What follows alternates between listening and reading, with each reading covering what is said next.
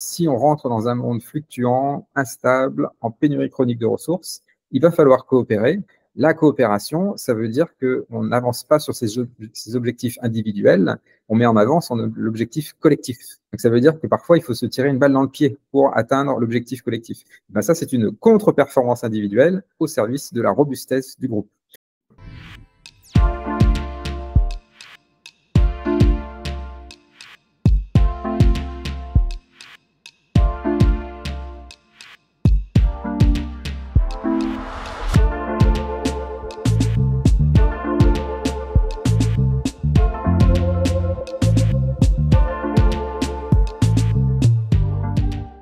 Bonjour Olivier, merci Bonjour. beaucoup d'avoir accepté cette interview sur la chaîne La Fabrique Sociale. Est-ce que dans un premier temps, tu pourrais nous parler un peu de ton parcours? Alors moi, je suis biologiste. J'ai un parcours typique de biologiste. J'ai fait des études de biologie du début à la fin. Peut-être un petit point quand même, c'est que j'étais pas mal en réaction à mes études. J'ai trouvé que la biologie, on me l'a beaucoup enseigné comme beaucoup en silo, quoi.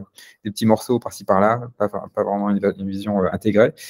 Et après, ça s'est gâté encore plus à l'université parce que là, on commence à étudier des processus très précis, très moléculaires.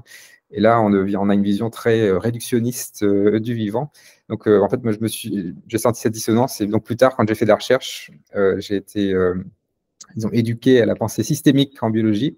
Et là, ça ouvre beaucoup les chakras. D'un seul coup, on a une vision beaucoup plus horizontale des choses. Et donc, en fait, c'est un peu ça mon parcours. C'est aussi un parcours vers la systémique, finalement, en réaction à l'enseignement un peu trop réductionniste de la biologie, quoi. Et comment est-ce que tu définirais la systémique? La systémique, c'est l'étude des interactions. En gros, un système, c'est un ensemble d'éléments qui interagissent selon des lois simples. Et donc, ça veut dire que quand on fait de la systémique, on met surtout l'accent sur les interactions et beaucoup moins sur les éléments. Et en fait, quand on s'intéresse aux interactions, on comprend comment ça émerge, quoi, comment des systèmes apparemment complexes sont le produit d'interactions locales, quoi. Ok. Comme une fourmilière, hein, par exemple, pour donner un exemple. Une fourmilière, c'est complexe, mais c'est juste des interactions entre des fourmis, quoi. Quand on pense à Charles Darwin et à son livre L'origine des espèces, on pense souvent à une nature impitoyable dans laquelle régnerait la loi du plus fort. Est-ce qu'on a tort de penser ainsi? Et oui, en fait, on a tort. Alors, pas complètement tort. Il y a des prédateurs, il y a des parasites, donc il y a de la compétition dans le vivant, il ne faut pas l'ignorer, hein. Il y a de la compétition, mais c'est un peu la partie spectaculaire de la biologie. C'est que dans les documentaires animaliers, on va plutôt montrer le moment de la chasse, où il y a beaucoup de sang, enfin, c'est voilà, l'horreur, quoi. Alors qu'en fait, quand on fait une approche justement systémique du vivant, qu'on met vraiment tout sur la table, ce dont on se rend compte, c'est ce qui domine dans les écosystèmes, c'est la coopération. Parce que ce qui domine dans les écosystèmes, c'est plutôt la pénurie chronique de ressources et l'instabilité. Donc, quand le monde est instable et en pénurie chronique de ressources, on fait de la coopération. La compétition, c'est suicidaire, quoi. Quand il y a peu de ressources, si en plus on est en compétition, on accélère l'épuisement des ressources. Alors que si on fait de la coopération, ben, on passe la crise, quoi. Et donc, ça permet de se perpétuer. Donc, et donc Darwin, en fait, ce qui est très étonnant, c'est que quand on lit Darwin, avec ce regard, cette nouvelle biologie, ces nouveaux récits du vivant, et ben on se rend compte que Darwin, il est aussi très intéressé par les contre-performances du vivant. Il était obnubilé par les organes rudimentaires, par exemple. Donc, chez nous, les humains, hein, ce serait le dernier orteil, les dents de sagesse, l'appendice, enfin des choses qui ne servent pas à grand-chose. Mais pour Darwin, c'est les leviers de l'évolution, justement parce que ça ne sert à rien. C'est que ça peut explorer, c'est un peu le laboratoire, quoi. Et donc, en fait, quand on regarde bien, les êtres vivants se construisent sur ces points faibles, en fait. Ils ne renforcent pas leurs points forts. Donc, voilà, c'est la coopération plutôt douce, quoi. Est-ce que tu aurais justement peut-être des exemples à donner sur comment ça peut s'illustrer dans le monde du vivant? Oui, oui, alors il y en a beaucoup, hein, des exemples. Ouais. Alors, un exemple typique, ben là, on sort de l'hiver, là, l'hibernation, par exemple. L'hibernation, les animaux, quand ils passent l'hiver, hein, une stratégie, c'est pas d'acheter une doudoune chauffante, quoi. C'est de dormir. Donc, on laisse passer la fluctuation de température.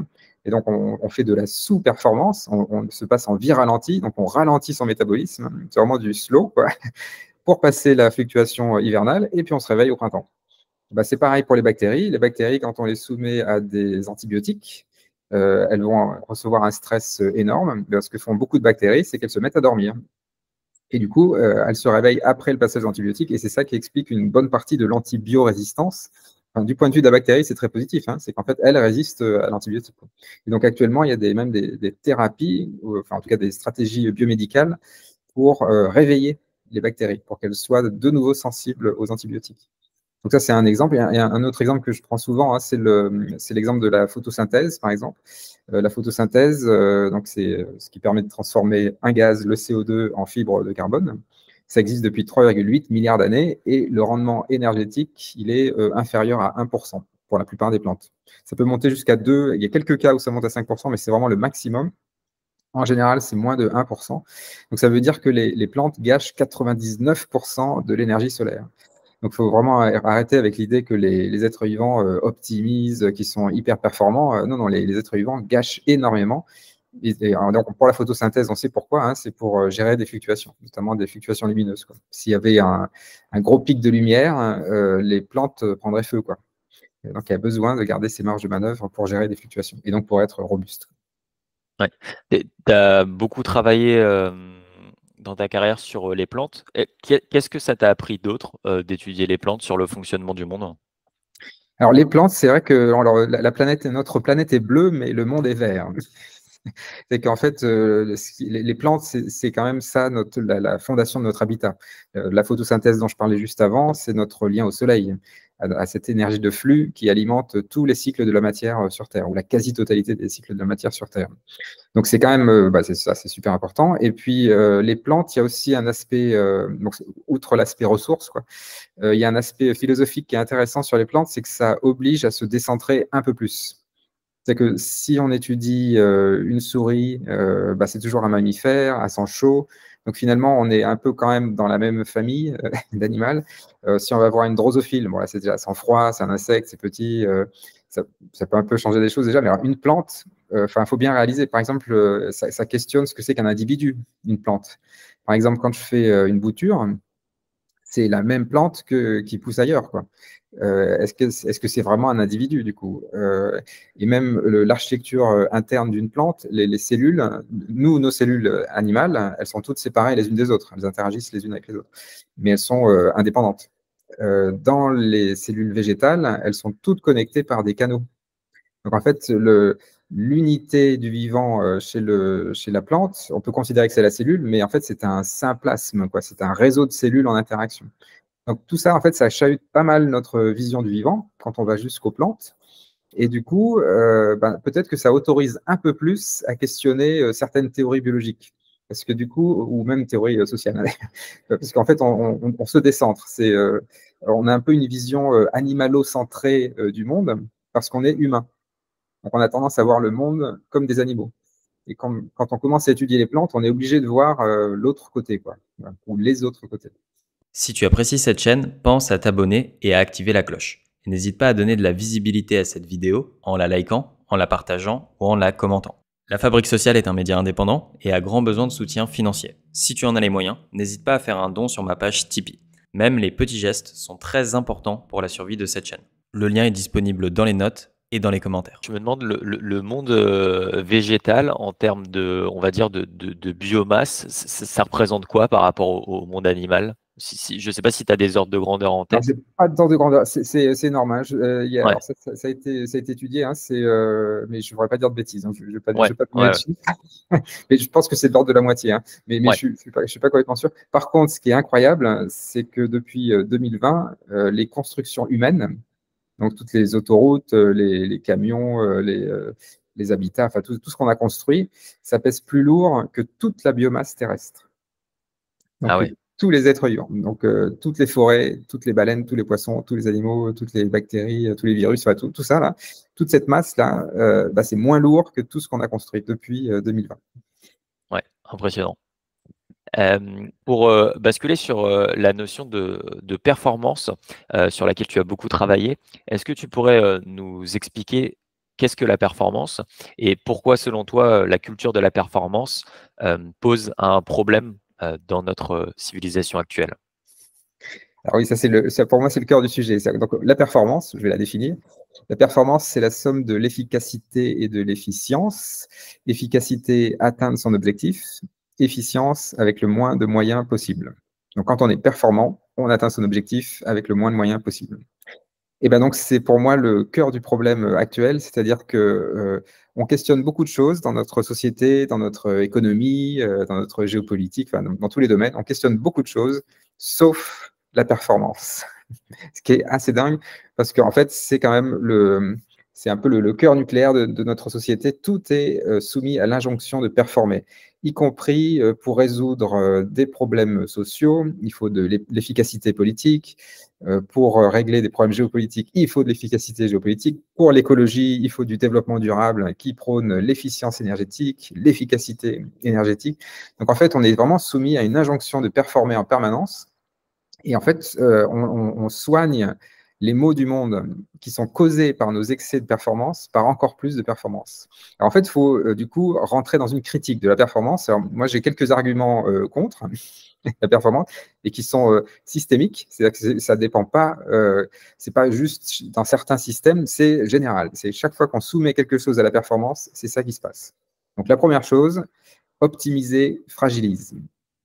Quand on optimise, en fait, on augmente les performances. On atteint son objectif encore plus vite et avec encore moins de moyens. Ben, quand on optimise, ça veut dire qu'en fait, on réduit la complexité du monde à un objectif à atteindre. Et donc, quand on atteint son objectif, ça veut dire qu'on a raté tous les autres. C'est ça qui se passe. On ne peut pas atteindre tous les objectifs en même temps. C'est physiquement impossible. Donc, quand on optimise, ça veut dire qu'on a choisi d'atteindre un objectif plus vite que les autres. Ben, du coup, ça fragilise le reste. L'exemple typique que je prends souvent, c'est le canal de Suez. Le canal de Suez, on a optimisé le transport maritime international, mais du coup, on a fragilisé l'Europe notamment, qui maintenant dépend de la Chine et de l'Inde pour des produits vitaux comme les médicaments. Donc ça, c'est un grand classique. Les hôpitaux, pendant la période Covid, c'est pareil, on les a suroptimisés et du coup, on les a fragilisés. Le Covid l'a bien démontré. Donc ça, c'est le premier argument. Deuxième argument, c'est les effets rebonds. Donc ça, c'est notamment pour l'efficience énergétique. L'exemple typique, c'est on fait des ampoules basse consommation, donc qui consomment moins d'énergie, mais qu'est-ce qui se passe? On les multiplie. On s'autorise à mettre plus de lumière partout, qui clignote, etc., sur des douches, enfin sur des objets qui n'ont vraiment aucun sens, quoi. Là, ce qui se passe, en fait, c'est que du coup, la population mondiale d'ampoules consomme plus d'énergie. C'est qu'on a multiplié des objets qui consomment moins à l'unité, mais on les a multipliés, donc du coup, ça consomme plus de ressources. Donc ça, c'est un effet rebond, c'est vrai pour le charbon, le pétrole, voilà, les frigos, les avions et tout. Troisième argument, c'est la loi de Goodhart. La loi de Goodhart, ça dit quand une mesure devient une cible, elle cesse d'être fiable. Donc ça veut dire que dès qu'on met un indicateur de performance, ça devient toxique. L'exemple typique, c'est le sport de compétition. Quand on veut atteindre sa cible, aller sur le haut du podium, et ben on peut se doper, par exemple. Et donc, le dopage, ça veut dire qu'on va s'intoxiquer pour performer. Donc ça, c'est un exemple typique où la performance devient contre-productive, finalement. Et donc, évidemment, le quatrième et dernier argument, c'est l'impact socio-écologique. Notre performance est en train de créer un burn-out des humains et un burn-out des écosystèmes. Donc, continuer sur la voie de la performance dans le monde qui vient, c'est vraiment suicidaire. C'est-à-dire qu'on est en train de construire une voie étroite qui n'a aucun sens. Et ça a encore moins de sens parce que ce que la performance a créé, c'est un monde très turbulent, de plus en plus turbulent. Donc, dans un monde qui change tout le temps, s'enferrer dans une voie étroite, ça n'a vraiment aucun sens. Ouais. Avant d'aller un peu plus loin, sur la performance aujourd'hui, est-ce que selon toi, il existe un lien entre la révolution agricole et la performance? Oui, bien sûr. Alors, la révolution agricole, donc la première, celle Ouais. du néolithique, donc il y a 10 000 ans. Donc ça, c'est quand les humains étaient des chasseurs, cueilleurs, collecteurs, et puis ils se sont sédentarisés, ils ont inventé l'agriculture. Et donc en effet, la première révolution agricole, c'est un moment clé parce que c'est le moment où les humains décident de contrôler la nature. C'est un vrai choix politique. En fait, la nature est hostile, en tout cas, elle est pensée comme hostile, et du coup, on se pose et on la met sous contrôle. Donc on fait des champs, on domestique. Donc la domestication, la première chose, c'est pas d'augmenter les rendements, c'est d'enlever les toxines. Ça, on l'oublie un peu, mais dans les aliments qu'on mange, en fait, on a domestiqué des plantes où le niveau de toxines a baissé. En général, il n'y en a pas beaucoup de toxines dans les plantes sauvages. Il ne faut pas non plus trop fantasmer sur le côté toxique des plantes sauvages. Il y en a beaucoup qui sont comestibles d'ailleurs. Mais disons qu'on a encore réduit les toxines donc pour que ce soit complètement digeste. Et donc ça, on a vraiment réduit les défenses de la nature, quoi. On a pris le contrôle. Et donc, en effet, le monde dans lequel on est actuellement, c'est la suite de ça. C'est ce choix-là qui a été fait il y a 10 000 ans, en tout cas, bon, 10 000 ans chez nous, 5 000 ans en Asie, ouais, c'est un peu variable. Ce choix-là, en fait, il a guidé tous nos choix suivants. C'est qu'une fois qu'on a pris le contrôle de la nature, en tout cas commencé à prendre le contrôle de la nature, ça s'est enchaîné, quoi. La performance appelle la performance. Et donc, aujourd'hui, on arrive au bout de ce cycle, hein, puisque en fait, notre excès de contrôle nous fait perdre le contrôle. Ouais. C'est le paradoxe de l'anthropocène. Et donc maintenant, il va falloir vivre dans un monde qui a perdu le contrôle. Ouais. Et c'est Jared Diamond qui avait fait un article notamment sur les conséquences de la révolution agricole, et il expliquait que l'une des conséquences négatives, c'était le fait qu'on spécialisait du coup la domestication des plantes. Donc on sélectionnait seulement quelques plantes, ce qui faisait qu'en fait ça rendait les populations beaucoup plus vulnérables à d'éventuelles famines, dans le sens où si une plante du coup ne poussait plus, on n'avait plus d'autres plantes sur lesquelles se reposer. Est-ce que c'est juste? Oui, exactement. C'est optimiser, fragilise. Ouais. Quand on optimise, en fait, on canalise, quoi. Et donc, en fait, alors, aujourd'hui, on est encore plus loin, hein. C'est qu'aujourd'hui, il y a 5 grands semenciers mondiaux, hein, pour toute la planète. Enfin, c'est complètement fou quand même, hein. Ça, c'est pour l'agriculture industrielle, hein. Heureusement, il y a beaucoup d'agriculture familiale qui permet de garder une diversité. Et ce sera le ressort de notre robustesse alimentaire future, hein. Ouais. C'est pas les grands semenciers qui vont être là, hein. C'est extrêmement fragile, hein, d'avoir des monovariétés qui sont très performantes, qui poussent à la monoculture et donc qui fragilisent les écosystèmes, enfin les agrosystèmes, quoi. Donc Ouais. oui, bon, là on est bien aligné avec Jared Diamond, hein. Ouais, ça me fait aussi penser aux semi-conducteurs actuellement, et notamment le fait que Taïwan, je crois, produit quelque chose comme 80% des principaux semi-conducteurs dans le monde. Ouais. Tout à fait. En fait, on pense, le monde de la performance fait l'hypothèse que le monde est stable et abondant en ressources. Sauf que, évidemment, que le monde, il est de plus en plus instable et qu'on fait face à des pénuries chroniques de ressources et que ça va augmenter au XXIe siècle. Donc, en fait, l'hypothèse du monde performant est fausse, quoi. Et Taïwan, c'est l'exemple typique, quoi. Ouais. Et si les êtres vivants ne sont pas complètement performants, selon toi, comment ça se fait que nous, les êtres humains, on ait érigé justement la performance comme une sorte de culture suprême? Est-ce que l'évolution a pu faciliter la diffusion de cette culture au détriment peut-être d'autres approches? Alors en fait, on suit c'est là que c'est fou. Les humains ne sont pas différents des autres êtres vivants. En fait, on a créé avec l'agriculture et d'autres choses, hein, qu'on suivi un monde d'abondance locale. Donc en fait, on crée une forme de fiction d'abondance, c'est-à-dire qu'on crée beaucoup d'aliments, trop d'aliments, hein, d'ailleurs, hein, un tiers est jeté. Enfin, voilà, on crée un monde d'abondance, de biens, d'abondance énergétique. Ça, en fait, ce que nous dit la biologie, c'est que quand des êtres vivants sont dans un monde d'abondance de ressources, ils font de la compétition. Et ça se comprend très bien, parce que s'il y a beaucoup de ressources, faire de la compétition, c'est pas grave, quoi. Parce que de toute façon, il y a plein de ressources. Donc, du coup, si on contrôle, si on est prédateur sur une partie des ressources, c'est pas très grave parce qu'il y en a plein. Donc, du coup, ça se comprend très bien qu'au cours de l'évolution, il y a des êtres vivants qui se comportent comme ça. Donc, l'exemple typique, c'est les parasites. Les parasites font ça. Un parasite qui rentre dans un corps humain, il arrive, pour sa durée de vie, hein, il arrive dans un corps qui est très stable, un environnement qui est très stable et qui est abondant en ressources. Et ben donc, c'est de la compétition à tous les tournants. C'est pareil pour les bloom algae, donc c'est des cyanobactéries qui pullulent dans les océans. Elles pullulent quand il fait chaud et quand il y a beaucoup de nitrates, beaucoup de phosphate, donc quand il y a beaucoup de ressources, et elles se mettent en compétition les unes avec les autres, et donc il n'y a pas de problème. Donc en fait, les humains, on suit vraiment une loi biologique. Il n'y a pas que ça, hein, mais il y a notamment ça. Et du coup, depuis 10 000 ans, on se comporte comme des parasites sur Terre. Et alors, la bonne nouvelle, c'est que là, maintenant, on arrive au bout de ce chemin-là. Et donc, il va falloir qu'on bascule de parasites à symbiontes. Il va falloir qu'on considère la Terre, les êtres vivants, comme des partenaires et pas seulement comme une ressource à exploiter. Et donc, ça veut dire qu'on va changer complètement notre logiciel de compétition à coopération.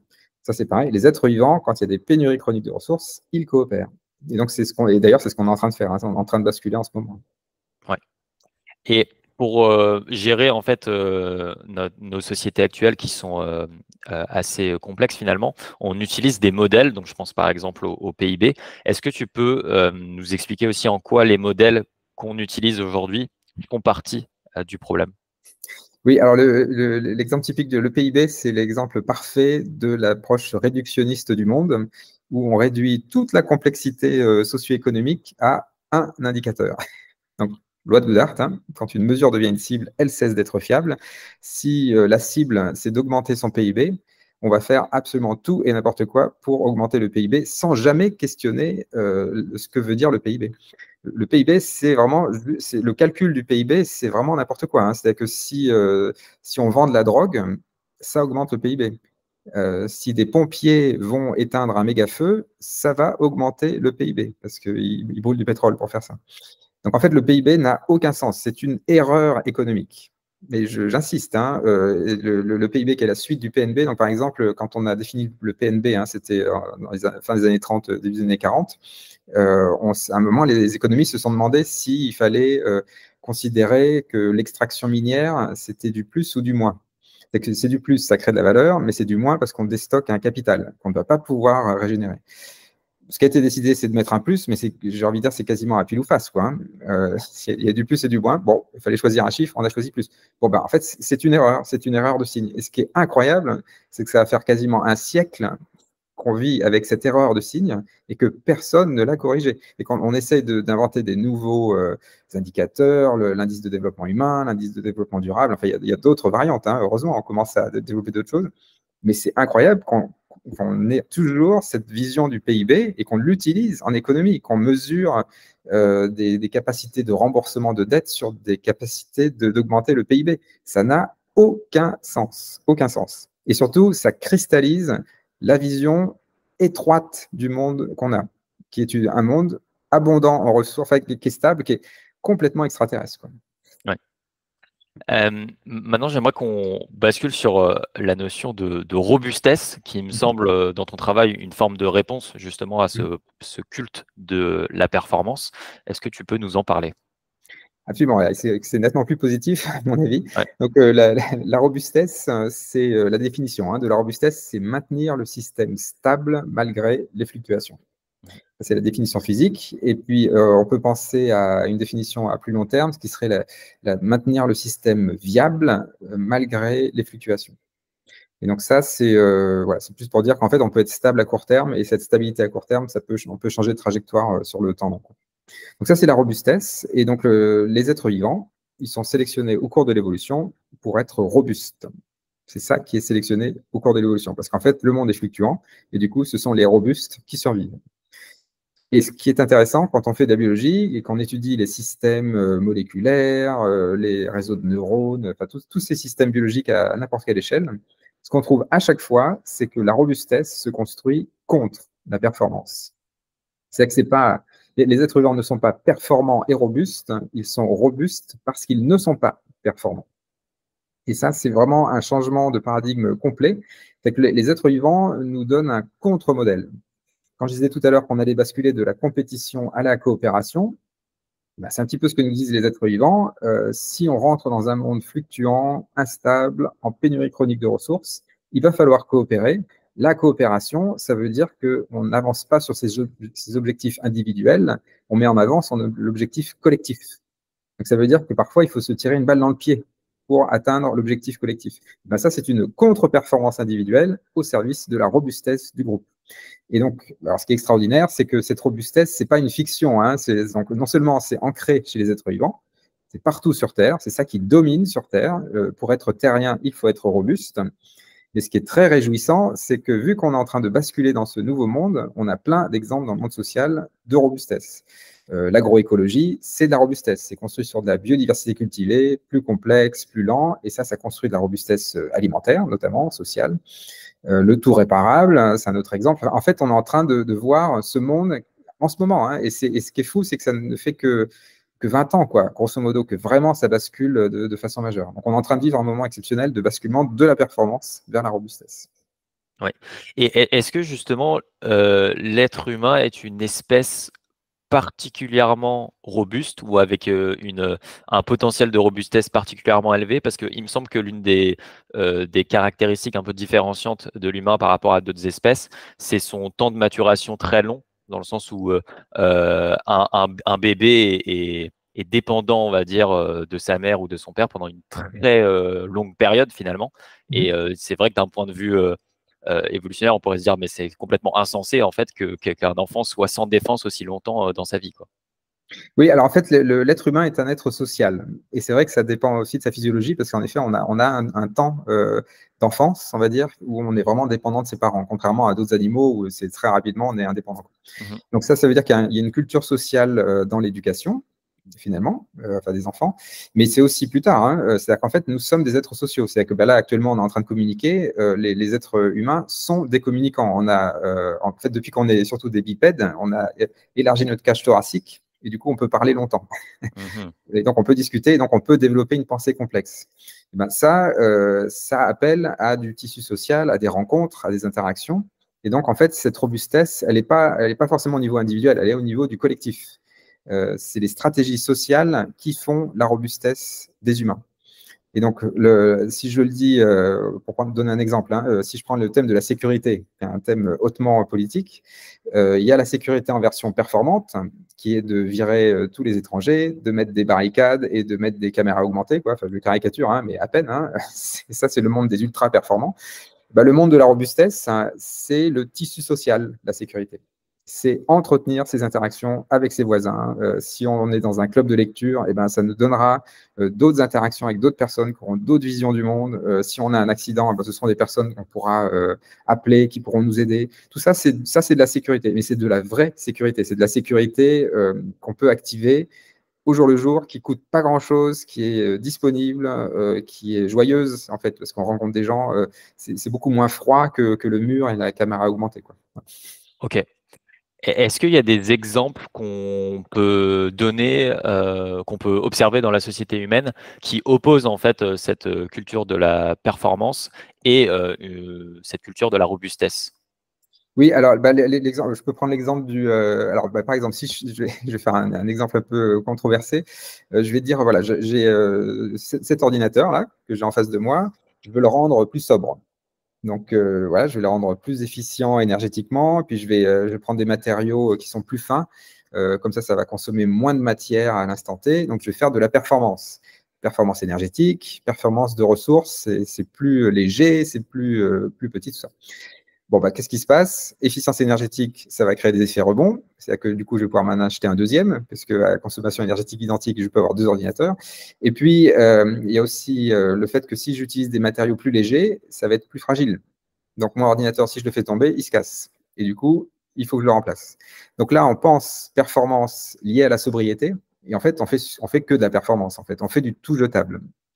Et donc ça, c'est le monde de la performance. Quand on bascule dans le monde de la robustesse, ce qu'on fait plutôt, c'est d'avoir un ordinateur qui est finalement peut-être plus lourd, plus costaud, qui consomme plus de ressources, donc il n'est pas sobre à la construction, il consomme plus de métal, et idéalement, il est même réparable. C'est-à-dire que c'est un ordinateur que je peux ouvrir, je peux changer des pièces défectueuses, mais je peux les remettre moi-même ou avec un collectif qui n'est pas trop loin. Ça, c'est le monde du tout réparable. Cet objet qui, à court terme, est moins performant parce qu'il est plus lourd, et plus gros, il demande peut-être plus de savoir-faire, voilà, c'est peut-être plus compliqué pour trouver les pièces pour le remplacer, etc. Mais il est plus robuste à long terme parce que je vais pouvoir le garder toute ma vie. C'est, idéalement, je dis pas, mais c'est un ordinateur que je vais pouvoir adapter, réparer sur le long terme. Ça, c'est de la robustesse. En fait, cette bascule du tout jetable au tout réparable, on est en train de le vivre en ce moment. Alors, peut-être pas trop pour les ordinateurs, on n'y est pas encore, mais pour plein d'autres objets, le monde du tout réparable, ça explose. C'est-à-dire qu'il y a 20 ans, le tout réparable, c'était l'atelier de vélo en ville, quoi, l'atelier de réparation en ville, quoi. Il y en avait un ou deux, quoi. Voilà, c'est tout. Aujourd'hui, il n'y a plus une seule entreprise qui ne se pose pas la question de la réparabilité de ses biens. Parce que, en fait, c'est tout simple. On est en train de se rendre compte que la mondialisation est en train de s'effriter, qu'elle est hyper fragile, d'un point de vue géopolitique aussi. C'est pas seulement d'un point de vue écologique, juste d'un point de vue géopolitique. On parlait de Taïwan, voilà, c'est un exemple typique. Si les frontières se ferment, il va bien falloir réparer les objets localement, quoi. On va arrêter d'importer des choses et de les casser et de les remplacer, quoi. Donc, du coup, le tout réparable, c'est en train d'exploser. Ça, c'est pour moi un des grands symboles faciles à voir, quoi, qu'on est en train de basculer de la performance à la robustesse. Ouais. Et est-ce qu'il y a des exemples à donner dans le secteur agricole? Oui, alors dans l'agriculture, c'est pareil. En fait, on est en train en fait, dans tous les secteurs, hein, c'est ça qui est génial, c'est qu'en fait, on le voit apparaître dans tous les secteurs. Donc, dans l'agriculture, la version performante, c'est l'agriculture intensive, où en fait, depuis 45, depuis 1945, donc c'est assez récent, finalement. Donc là, en fait, ce qu'on a fait, c'est qu'on a évité les fluctuations en mettant de l'irrigation, des engrais, des pesticides. Et donc, avec ça, on crée la fiction du monde stable et abondant en ressources. Donc, c'est une agriculture, en fait, qui dépend du pétrole pas cher et abondant, quoi. Bon, maintenant que le pétrole devient plus cher, moins abondant, avec des externalités négatives, des pollutions, etc., des suicides de paysans, on est en train de basculer de l'agriculture intensive à l'agroécologie. Donc, en agroécologie, il y a toute une zoologie de solutions, l'agroforesterie, la permaculture, les jardins créoles dans les Caraïbes, enfin voilà, il y a toute une variété de solutions. Et à chaque fois, dans l'agroécologie, le cœur de l'agroécologie, c'est de considérer l'agrosystème fondé sur la biodiversité cultivée. Il faut qu'il y ait beaucoup plus d'interactions entre des espèces, des variétés différentes, qui en fait ça va créer des propriétés émergentes. C'est-à-dire que dans un champ de blé qui est en mélange variétal, où il y a plusieurs variétés différentes, en fait, ça va faire de l'assurantiel, une valeur assurantielle. Et que s'il y a une des variétés qui est sensible à un virus, toutes les autres sont résistantes. Et puis aussi, les pieds de blé, par exemple, ils vont s'échanger des nutriments, des signaux, et du coup, le champ de blé, collectivement, devient plus résistant à la sécheresse et plus résistant aux pathogènes. Et ça, c'est de la robustesse. On a rendu la parcelle agricole plus robuste parce qu'elle devient plus autonome de façon active. Elle va résister aux fluctuations hydriques, par exemple, aux fluctuations de pathogènes. Et donc, l'agroécologie, c'est ça son cœur de métier, j'ai envie de dire. C'est finalement de rendre les parcelles et donc les paysans plus autonomes avec leurs parcelles. Et donc, ça, c'est pareil, on le voit arriver plein pot dans beaucoup de domaines du monde, dans plein de régions du monde. C'est pas seulement en Europe. L'Amérique du Sud, ça fait depuis les années 80 qu'ils soutiennent l'agroécologie. C'est encore plus tôt que l'Europe, en fait. Ouais. Pour passer à un autre secteur, celui de l'éducation, est-ce que tu pourrais nous donner ton avis sur le système éducatif des sociétés occidentales actuelles et qu'est-ce que toi tu imagines justement pour le futur dans ce secteur? Alors c'est pareil, il y a aussi une bascule là. Ouais. Donc nous, on a fait des écoles de la performance et de la compétition, où le but c'était de créer des élites. De la chair à canon, des capitaines d'industrie. C'est un peu ça, finalement, le rôle de l'éducation. Quand on voit les classes, c'est vraiment pour faire des ouvriers à l'usine. C'est vraiment, il y a un peu ce dogme-là, quoi. Ça, c'est une école de la compétition où chacun travaille individuellement et comme ça, on peut bien trier les personnes. Les plus performants, on les sélectionne. Les moins performants, on les sélectionne aussi négativement. Et puis, on note l'évaluation, enfin, on note les copies avec des notes, voilà, ABC dans le système anglais, voilà, 10 sur 20, ou je sais pas quoi, dans le système français. Ça, en fait, ça crée énormément de frustration des deux côtés. C'est-à-dire que les étudiants, les élèves qui sont évalués, ils sont réduits à une note, quoi. C'est quand même très infantilisant et très réductionniste. En fait, ça chosifie les humains, quoi. On n'est pas réduit à une note, quoi. On est humain, quoi. Enfin, on est des êtres vivants. On n'est pas un objet. Et donc, donc ça, il y a une frustration énorme. Et puis même pour les professeurs, c'est aussi extrêmement frustrant d'être dans le descendant comme ça, d'être celui qui sait tout et qui va noter les élèves, quoi. Il n'y a pas de retour, ou très peu de retour. Enfin, je caricature, évidemment, mais c'est la version extrême, c'est ça, quoi. Donc, ce qu'on voit arriver en ce moment, c'est déjà beaucoup plus de travail en équipe dans les écoles, donc où en fait, on va apprendre aux élèves à faire de la coopération plutôt que de la compétition. Donc, le travail d'équipe, ça, c'est tout simple, mais c'est dire que plutôt que de faire un travail noté individuellement, déjà, on note le travail du groupe. Donc, ça veut dire qu'il va falloir un peu plus communiquer, faire de la coopération dans le groupe et donc apprendre à travailler en équipe. Et donc, ça, il y a quand même des vrais progrès. Enfin, je veux dire, si je prends l'éducation française, moi, je vois bien les étudiants que je vois actuellement, là, la pensée du travail en équipe, elle est là un peu par défaut, quoi. Ce qui n'était pas mon cas. Moi, à mon époque, c'était très, très, très marginal, quoi. Il y a autre chose qu'on voit aussi, c'est l'expression artistique. Là, on parle beaucoup du théâtre et tout ça. Enfin, le fait de s'exprimer, enfin, de se dépasser, mais c'est toujours se dépasser avec les autres, grâce aux autres. Ça, c'est aussi une école de la coopération où en fait, on se met un peu en danger, mais c'est avec un filet de sécurité, quoi. C'est-à-dire que c'est dans un cadre où on est en sécurité, où les enjeux ne sont pas énormes, et où il n'y a pas forcément de notation non plus. Donc, c'est juste pour le plaisir, j'ai envie de dire, mais où voilà, on se met un peu en danger, on s'expose.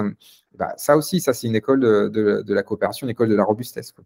Et alors, après, si on pousse le bouchon un peu plus loin, il y a des modèles d'écoles qui ont vraiment mis la robustesse comme une valeur clé, et qui du coup ont carrément abandonné les notations, qui font que du travail en équipe, où le professeur est plutôt là pour poser des questions, et ce sont les élèves qui vont chercher les réponses. Donc là, c'est le cas extrême. Et du coup, alors ça c'est des écoles où il n'y a pas de programme, donc il y a des lacunes, il y a des trous, donc c'est pas performant. On envoie des enfants dans une école où il y aura des lacunes, mais par contre, on apprend aux enfants à s'enseigner les uns aux autres, et aussi à trouver les informations. Donc en fait, les lacunes, ce sont des frustrations qui vont mobiliser. C'est qu'un enfant qui se rend compte qu'il a une lacune, il saura comment trouver de l'information pour remplacer ou remplir cette lacune, quoi. Donc du coup, en fait, c'est des écoles qui sont beaucoup plus dynamiques, où en fait, le but, c'est pas d'avoir un savoir statique, d'avoir toutes les connaissances attendues à un certain âge. C'est plutôt une école dynamique où on sait que cet enfant pourra se débrouiller dans un monde fluctuant, il pourra trouver les informations, il pourra avoir un esprit critique, il pourra travailler en équipe, il pourra faire valoir sa créativité. Et donc, ça c'est les écoles de la robustesse, quoi. Et donc, bon, c'est en train de venir doucement, mais ça vient. Ça vient. Ouais. Et il me semble que l'effet des notes sur, par exemple, un élève, il y a un aspect qui est, je trouve, assez similaire avec, par exemple, le fait d'essayer de comprendre le monde à travers le PIB. C'est une sorte de modèle qui permet de quantifier un phénomène extrêmement complexe. Et en fait, à la fin, le modèle devient plus une fin qu'un moyen pour évaluer la chose. Exactement, exactement. En fait, c'est un indicateur de performance, comme l'est le PIB. Et quand on a un indicateur de performance, il devient toxique. C'est la loi de Goodhart. Ouais, c'est ça. Tu es le président de l'Institut Michel Serres. Pourrais-tu nous parler un petit peu de comment est-ce que Michel Serres déjà a influencé ton travail? Alors, Michel Serres, donc l'Institut Michel Serres, c'est un institut qui a été fondé par Johan Negroussiou en 2012 avec Michel Serres. Et l'idée, c'était de partir du contrat naturel de Michel Serres, donc un bouquin de 90, qui disait qu'en gros, il est temps d'étendre le contrat social aux non-humains. C'est que dans le contrat social, des humains interagissent les uns avec les autres, et puis la nature, c'est un peu un décor, quoi. Et voire même, c'est une ressource illimitée, gratuite, infinie, quoi. Bon, bah, dans le contrat naturel, on prend acte du fait qu'on est sur une sphère, donc la planète, qui est finie, et donc les ressources ne sont pas illimitées, elles ne sont pas gratuites, elles ne sont pas infinies, et surtout à l'échelle d'une vie humaine. Donc du coup, dans le contrat naturel, on considère la nature comme un partenaire.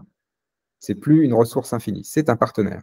Et du coup, ça veut dire que dans toute transaction humaine, il y a un troisième partenaire qu'on oublie souvent, mais qui est toujours là, c'est le partenaire naturel. Alors je dis naturel, hein, c'est le milieu, l'environnement, enfin, on peut appeler ça de différentes façons. Mais bon, le contrat naturel utilise le mot nature, donc j'utilise le mot nature. Et donc, dans cet institut Michel Serres, ce qu'on essaye de faire, c'est de rendre les choses opérationnelles. Et donc, la pensée de Michel Serres, elle est multiple, hein, elle est plurielle, mais c'est surtout à l'Institut Michel Serres, il y a deux textes fondateurs, hein. Il y a le contrat naturel de 90 et le temps des crises de 2009.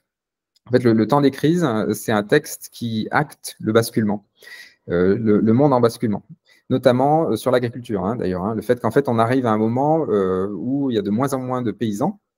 En France, je crois qu'on est en dessous de 4% de la population active, hein, ce qui est quand même très très peu, hein, par rapport au 19e siècle où c'était dominant, hein, c'était un pays agricole, hein, la France. Donc en fait, on s'est un peu déraciné, quelque part, en s'éloignant de l'agriculture, de notre lien au vivant. Et c'est un moment de basculement parce qu'en fait, on arrive au bout là. Le 21e siècle sera un siècle où on va revenir vers beaucoup plus d'agriculture. Parce que nos ressources minières, le pétrole, les métaux, tout ça, ça s'épuise, ça pollue. Donc, ça ne va pas être notre ressource à venir. Notre seule ressource massive et renouvelable, ce sont les plantes. 82% de la biomasse sur Terre, ce sont des plantes. Et donc, il va falloir ce lien aux ressources, qui est au cœur de l'Institut Michel Serres et de la question de Michel Serres tout court. Il s'interroge beaucoup sur les ressources. C'est ça qui va nous interroger. Et du coup, on va se relier au vivant, notamment par ce nouveau lien aux ressources, à des ressources qu'on régénère. Donc, c'est ce que je dis souvent. On dit qu'il faut décarboner l'économie, mais en fait, ce qui va plutôt se passer, c'est qu'on va recarboner l'économie. C'est qu'on va plutôt remplacer le pétrole et les métaux par des molécules biosourcées, avec des tas de discussions évidemment sur la part qui est liée aux services écosystémiques, la part qui est liée aux aliments, et puis la part qui est liée aux biomatériaux. Ouais. Et tu mentionnes dans l'un de tes livres le travail d'Elinor Ostrom sur la gouvernance des biens communs. Est-ce que tu pourrais nous parler de son travail et des liens qu'il peut y avoir avec le tien? Alors, ce qui est extraordinaire avec Elinor Ostrom, c'est que, il y a multiples choses extraordinaires dans son travail. La gouvernance des biens communs, donc c'est un livre qui est sorti en 90, la même année que le contrat naturel. Et là, quand même, cette année-là est une année d'alignement assez incroyable quand même, parce qu'il y a là le contrat naturel de Michel Serres qui dit, en gros, il va falloir qu'on élargisse le contrat social au non-humain, plutôt du point de vue philosophique, philosophie des techniques d'ailleurs, plutôt de philosophie des sciences. Et puis il y a Elinor Ostrom qui est une économiste, qui fait une méta-analyse de tous les communs du monde, ou de la plupart des communs du monde, plutôt pastoraux, plutôt agricoles, et qui tombe sur une règle pour dire comment un commun peut rester commun dans la durée. Et la règle des biens communs, pour qu'un bien commun reste commun, donc ça peut être une parcelle de haute montagne, une rizière, un aquifère dans une ville, etc. Pour qu'un commun reste commun, donc une ressource partagée reste partagée et reste stable dans la durée, donc c'est une question de robustesse, typiquement, socio-économique, pour qu'un commun soit robuste, je pourrais le dire comme ça, il faut que ce commun, les règles d'exploitation de la ressource suivent 8 principes. Les 8 principes que Elinor Ostrom et son équipe ont identifiés. Donc 8 des 8 principes. On ne peut pas suivre 7 sur les 8. Il faut suivre les 8 principes. Et ce sont 8 principes de contre-performance qui nourrissent la robustesse. Un exemple typique, c'est les sanctions. Si on imagine, on a un petit aquifère dans un village, il y a quelqu'un qui fraude, qui ne respecte pas les règles et qui prélève trop d'eau. Alors, il se fait choper, et donc là, la solution performante, ce serait de dire, alors, soit on l'exclut, soit on lui donne une amende incroyable, pour que jamais il refasse ça. Quand on fait ça, ça va épuiser la ressource. Parce qu'en fait, on tombe dans une spirale de compétition, de performance, de contre-éducation, finalement. C'est que la sanction est tellement forte que du coup, ça fait fuir tout le monde. La peur n'est pas mobilisatrice pour la coopération. Donc, en fait, une solution robuste, quand quelqu'un se fait prendre, c'est de mettre des sanctions faibles. Ce qui est un peu contre-intuitif, parce qu'on pourrait se dire, si je suis dans un petit village, j'ai une ressource d'eau vitale pour mon village, et il y a quelqu'un qui fraude, intuitivement, j'aurais envie de mettre des sanctions fortes. Si on fait ça, on épuise la ressource. Alors, si on fait des sanctions faibles, en fait, on maintient la personne dans le collectif, on démontre que l'éducation l'emporte sur le reste. Il y a aussi une part d'autocontrôle. Faut pas, voilà, c'est à doser, évidemment. Mais du coup, ça maintient la ressource. Et ça maintient la ressource sur plusieurs siècles. C'est ça qui est dingue. C'est que ces communs que Elinor Ostrom a étudiés, ils ont traversé les épidémies, les famines, les guerres. Donc, ils ont traversé des fluctuations énormes. Et ils sont restés communs. Ils sont restés robustes, finalement. Donc ça, c'est une belle leçon de robustesse. Et alors, ça se parle vraiment très, très bien avec le contrat naturel, parce que c'est quasiment une recette pour faire des communs robustes dans le cadre du contrat naturel. Ouais. Tu es le co-auteur également d'un papier qui est intitulé Révolution numérique ou feedback anthropocénique. Il me semble que c'est je ne sais pas si ça se prononce exactement comme ça, mais en anglais, c'est le cas. Est-ce que tu peux nous parler de ce papier et plus globalement nous expliquer en quoi, selon toi, la révolution digitale pourrait être liée à la révolution écologique, on va dire? Oui, alors c'est très intéressant ce qui se passe en ce moment. En ce moment, depuis des décennies déjà, c'est la révolution numérique. En fait, si on prend un peu de recul, c'est la révolution de l'hyperconnexion. Un monde beaucoup plus horizontal où tout le monde se parle, on a un peu cassé les hiérarchies, où tout le monde peut apparaître sur les réseaux sociaux, etc. Ça s'horizontalise avec des interactions où on a accès à beaucoup plus d'informations, le choix a augmenté, etc. Donc c'est un monde numérique très hyper connecté. En fait, cette hyper connexion, cette densification des interactions, c'est ce qu'on voit dans les écosystèmes qui font face à une crise. C'est que quand on rentre dans la pénurie, quand on rentre dans un monde instable, ce que je disais sur la coopération, finalement, les êtres vivants vont vers la coopération en densifiant, en diversifiant leurs interactions. Et donc, on peut voir l'évolution d'Internet ou l'apparition d'Internet et l'évolution du numérique exponentielle comme une réponse à la pénurie. Finalement, c'est une réponse, c'est une forme de frugalité, on pourrait penser ça, par les interactions, c'est-à-dire qu'on remplace l'abondance matérielle par l'abondance des interactions. Mais je vais tout de suite mettre un bémol, évidemment, parce que ça, c'est pas si simple. Pour l'instant, c'est une réponse maladroite.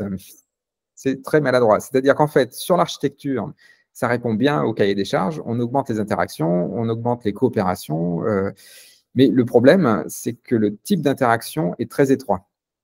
C'est qu'en fait, c'est un seul type d'interaction. C'est une interaction, c'est une intermédiation algorithmique. Et donc, ce n'est qu'un type d'interaction. Quand les êtres vivants diversifient leurs interactions, ils augmentent le nombre d'interactions chimiques, le nombre d'interactions électriques, le nombre d'interactions mécaniques, enfin, ils diversifient le type d'interaction. Nous, en fait, on fait le contraire. C'est-à-dire qu'en fait, on diversifie les interactions numériques, mais par contre, on réduit toutes les autres interactions. Et donc, en fait, c'est d'un point de vue architectural, ça marche, ça fait une belle architecture, mais en fait, on a réduit, on a simplifié nos interactions. On ne communique que par des écrans, que par des boutons poussoirs, quoi. Ça, c'est Homo Confort, Stefano Boni, un très bon bouquin. Stefano Boni en parle très bien de ça.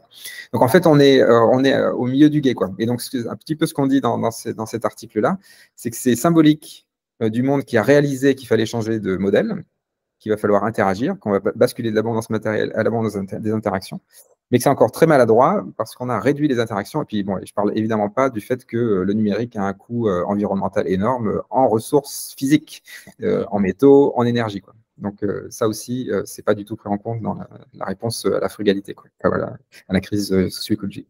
Ouais, et ça fait penser au slogan, au premier slogan de Facebook qui était connecter le monde, mais on n'a peut-être pas passé assez de temps à se poser la question de comment il fallait le connecter, de si Exactement. et de comment, quoi. Quel est ton avis général sur la démocratisation de l'intelligence artificielle et est-ce que tu vois des liens avec tes réflexions sur la notion de performance? Oui, alors l'intelligence artificielle, c'est une sorte de suite logique, quelque part. Voilà, on commence à faire une interconnexion, donc du coup, on commence à avoir des outils qui sont tellement performants qu'ils deviennent plus autonomes, finalement, et donc ils avancent plus vite que nous. Bon, alors, mais cela dit, c'est pas très nouveau, l'intelligence artificielle. On peut penser que le trading financier à Wall Street au milliardième de seconde, c'était déjà une certaine forme d'intelligence artificielle, finalement, qui dépasse largement ce que peut faire un cerveau humain. Bon, là, ce qui est différent avec les récents développements, c'est que ça devient complexe, quoi. On peut écrire un texte, faire une peinture, faire des vidéos, tout ça de façon artificielle. Alors, donc c'est vraiment, ça en dit très long sur notre obsession de la performance.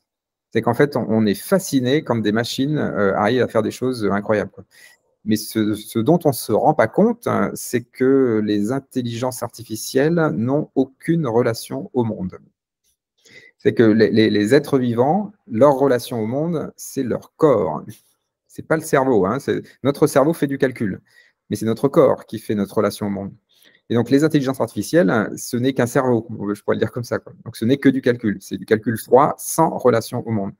Et donc, ce qui est inquiétant dans notre fascination pour l'intelligence artificielle, c'est que c'est une fascination pour le calcul et pour une déconnexion au monde. En fait, quand les intelligences artificielles font des choses incroyables, qui sont vraiment incroyables, c'est vrai, mais en fait, elles ne font que nous copier. Elles n'ont pas de relation au monde. Et donc, en fait, on pourrait dire que la force de l'intelligence artificielle, c'est la faiblesse des humains. C'est qu'en fait, on se fait avoir beaucoup plus tôt que, enfin, les humains vont se faire avoir par les intelligences artificielles bien plus tôt, bien avant que les intelligences artificielles atteignent la singularité. C'est comme les illusions d'optique, quoi. Une illusion d'optique, on se fait avoir, nos yeux se trompent, quoi. Enfin, en fait, c'est notre cerveau qui se trompe. C'est pareil pour les illusions numériques. Quand ChatGPT dit que le seul survivant du Titanic, c'était un menuisier qui faisait des meubles ou je ne sais pas quoi, on va tout croire parce que la syntaxe est parfaite, quoi. Mais sauf qu'on sait bien qu'il n'y a pas eu qu'un seul survivant sur le Titanic, quoi. En fait, c'est complètement faux du début à la fin, mais la syntaxe est parfaite et donc on va suivre ça, quoi. Ouais. Et ça, c'est, il me semble, une des grande crainte par rapport à l'intelligence artificielle, c'est ce qu'ils appellent le problème de l'alignement. Et donc, c'est ce truc de dire, bah voilà, si on donne une fonction d'utilité à une intelligence artificielle, elle ne va que cesser de l'optimiser. Et en fait, du coup, elle va détruire potentiellement tout ce qui n'est pas inclus dans cette fonction en fait d'utilité. Et donc, c'est un peu une synthèse parfaite de la loi de Goddard. Exactement, exactement. En fait, mais c'est normal que l'intelligence artificielle qu'on développe soit soumise au culte de la performance parce qu'on n'en est pas sorti. Ouais. Donc, en fait, on ne fait qu'appliquer le culte de la performance aux machines et qui sont parfaites, les machines, parce que les machines, elles font de la performance et de la cohérence. Donc, du coup, elles font quelque chose qui est encore plus performant que nous et qui nous fascine encore plus. C'est pour ça qu'il est urgent de dérailler. Hein. Si on doit faire de la robustesse, il faut bien comprendre que pour être robuste, il faut aller contre la performance. Ouais. Eh ben Olivier, on arrive à la fin de cette conversation. Est-ce qu'il y a un sujet peut-être qu'on n'a pas abordé que tu aimerais évoquer et aussi quels sont tes projets pour la suite? Alors, peut-être un sujet que je voudrais mettre sur la table, c'est l'éco-anxiété. Parce que cette histoire de lâcher la performance, enfin en tout cas d'aller contre la performance, ça peut faire peur. Parce qu'on peut se dire, là je suis en train de lâcher le monde d'avant, j'ai beaucoup de confort. Est-ce que je ne vais pas me retrouver avec de l'inconfort, avec des crises lâcher la performance, ça peut faire très peur. Ben, en fait, c'est la bonne nouvelle, c'est qu'avec la robustesse, en fait, on a un contre-modèle. C'est qu'en fait, quand on lâche la performance, on arrive sur autre chose qui est beaucoup plus engageant. En fait, c'est le monde de la richesse des interactions. Il faut bien comprendre que la performance, c'est la pauvreté des interactions. Et donc, en fait, la robustesse, c'est un monde où, en fait, on invente un monde plus riche, quoi, un monde où on interagit avec plus de monde. Et donc, c'est une réponse à l'éco-anxiété, pour moi, très clairement. Et que ça permet d'inventer un monde plus engageant et plus réjouissant, quoi. Et mes futurs projets, y a pas mal de choses. Moi, je continue ma route sur la robustesse. Je rencontre beaucoup de gens, des entrepreneurs, des collectivités, des projets, des associations, où on essaye en fait plein d'exemples inspirants où on construit la robustesse dans les territoires. Et ça, c'est voilà, très, très réjouissant. Et après, donc, j'ai plusieurs projets. Voilà, il y a des bouquins, des suites. Là, justement, je vais questionner Darwin dans un prochain ouvrage. Là, j'en ai écrit un sur l'incohérence récemment. Il y a un MOOC aussi qui va sortir sur construire la robustesse pour accompagner notamment les collectivités et les entreprises à ce monde de la robustesse. Et puis, il y a des projets aussi avec des artistes qui vont se développer, Marina Zindi notamment, pour l'éducation.